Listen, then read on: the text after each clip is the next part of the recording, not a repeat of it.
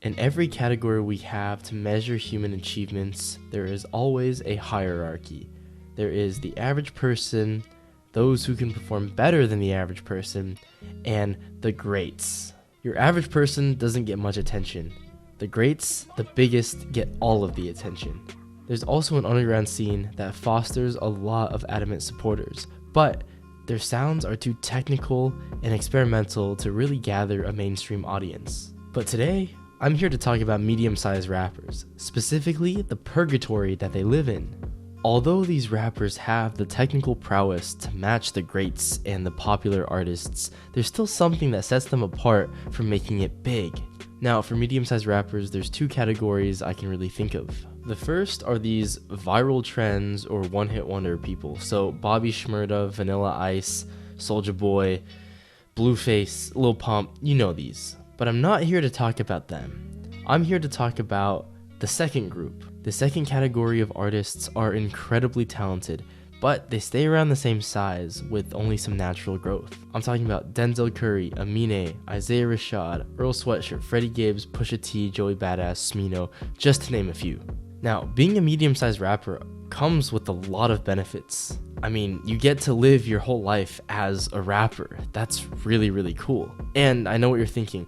Denzel Curry has 6 million followers on Spotify. Aminé has 8 million. Joey Badass has 8 million. They're not super small, but they're also not big, right? But you have to consider that right now in 2024, it's the biggest Spotify has ever been. I remember back in 2018 to 2019, Kanye, one of the biggest artists of our generation, had about 20 million monthly listeners on Spotify, and he was considered a top 20 artist. Now, if you have the same amount, Mac Miller, for example, you're in the 200s. I remember too, in 2020, when Aminé had 11 million monthly listeners, and he was 499th in the world. Now, ScHoolboy Q has 11 million, and he's like well in the 2000s. Since 2018, Spotify has nearly tripled in size, going from 200 million monthly active users to nearly 600 million. There's a stronger global market and more competition. What makes things worse is that because there's so many artists around, one person can listen to hundreds of artists, and a stray stream here and there can count for a monthly listener for one of these medium-sized artists. That means the artist's actual fan count, the people who know their music, will buy their albums, will buy their merch, and go to their concerts, is far, far fewer. For example, Denzel Curry is someone who can perform at medium-sized venues, like the Mission Ballroom in Denver. The capacity is 4,000 people. But to sell out Madison Square Garden requires a big jump in stardom that he just doesn't have. There is some good news for rappers' pockets because a source shows that hip-hop actually has about 30% of concert attendees buying merch, so that's good. I'm sure a lot of medium-sized artists would love to grow bigger. After all, it's their whole livelihoods. Less streams, less concerts, less music just means less money. Although they don't make as much money as these big stars, I really appreciate their dedication to the art. A lot of medium-sized rappers have been in the game for a long time. Joey Badass released 1999 in 2012, Isaiah Rashad released Sylvia Demo in 2014, and Freddie Gibbs has been rapping since the early 2000s, and he actually made it into the XXL freshman class of 2010, before Mac Miller and Kendrick Lamar. Crazy. The great thing about naturally growing a fan base over this decade plus of experience, without being lucky or without being an industry plant, is that you actually get a lot of creative liberties. Medium-sized rappers, just don't have as much money as the big stars, but with this constraint in budget, it actually pushes the limits of what these rappers are capable of. Denzel Curry's Melt My Eyes, See Your Future is a perfect example of this. It's a masterful piece of art that's not only sonically pleasing, but also visually. The album cover and the music is so well thought out. Zell even changed up his hairdo to match the character he was playing. With his limited budget, he had a trailer, a bunch of very, very nice music videos, like Walkin' and Zatoichi, for example. And all of that worked together to create a sense of world building. The production value of these music videos is insanely good, and it tells a concise story to make you think deeper about the subject matter. Compare this with a recent music video like J. Cole and Drake's First Person Shooter. Where do I even begin? They reference a lot of pop culture, like Kevin from The Office, they have memes, and they talk about chess boxing. but the whole music video just seems so random, yet really direct and in your face. There doesn't seem to be focus and a central theme. Whenever they rap about something, they just show that thing. Oh, we're gonna talk about cubicles, so let's just show a bunch of cubicles. Oh, we're gonna have a reference to the Super Bowl, so let's have J. Cole and Drake playing ping pong in a stadium. Let's have J. Cole talk about boxing and Muhammad Ali, so we're gonna be in a boxing ring. Let's have J. Cole talk about Spider-Man, so he can do the Spider-Man pointing meme. Oh, and let's not forget, it's off of an album called For All the Dogs, so we have to have some random shots of people wearing dog masks. They have all these special effects and these glamorous but generic camera shots.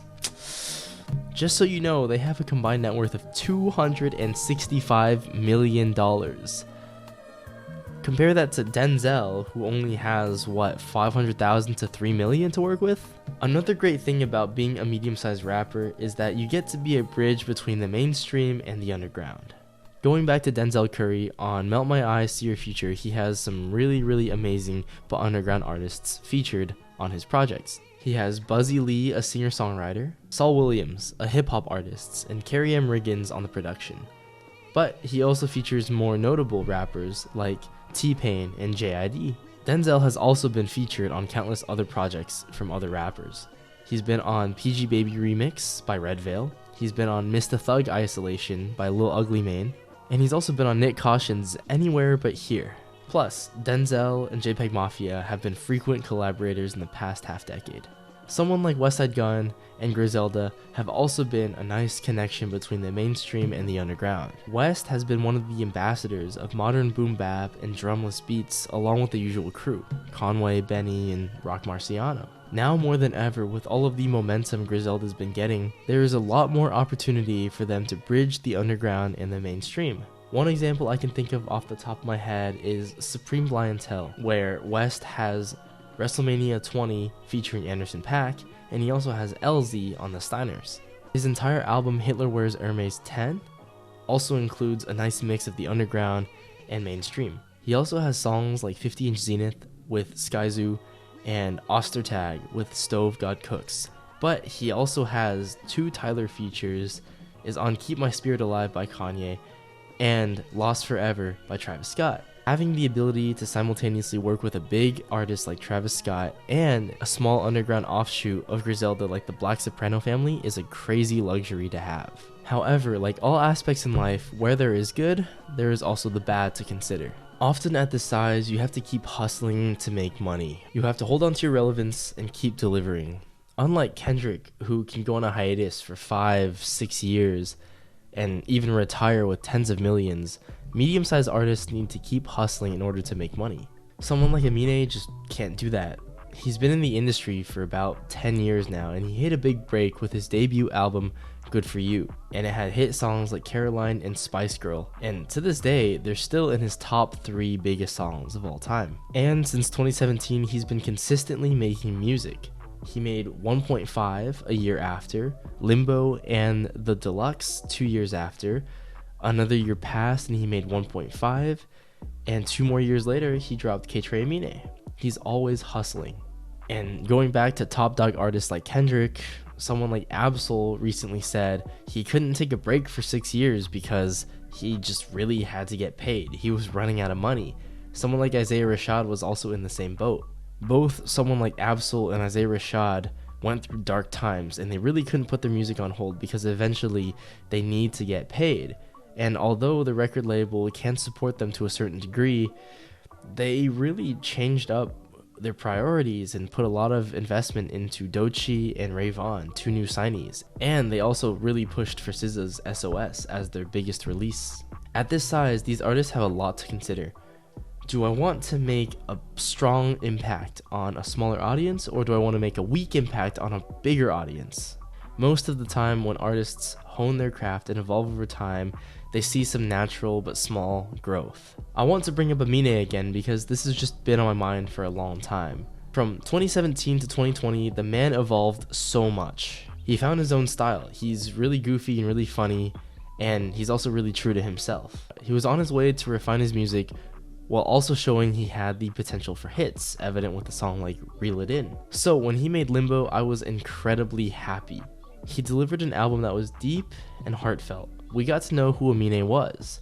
We got to know his sense of humor, his role models, his roots, his family, his deliberation about the future. The production was so diverse and clean, and the lyrics were on point.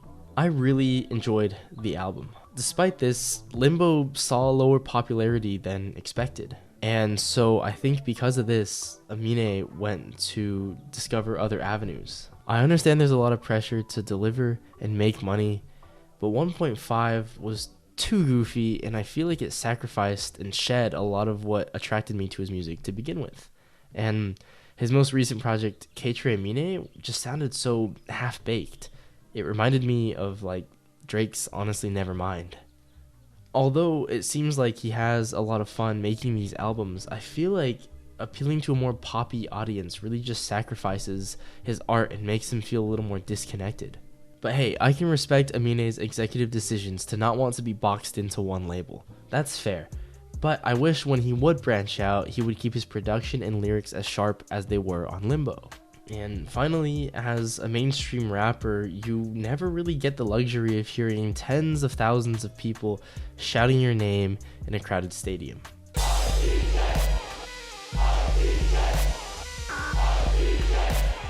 I mean, it might not be necessary, but everyone's definition of making it changes. Although you'll have your niche, zealous fans who love everything you do, in the overall discussion of music, your name usually won't be floated around by the greats.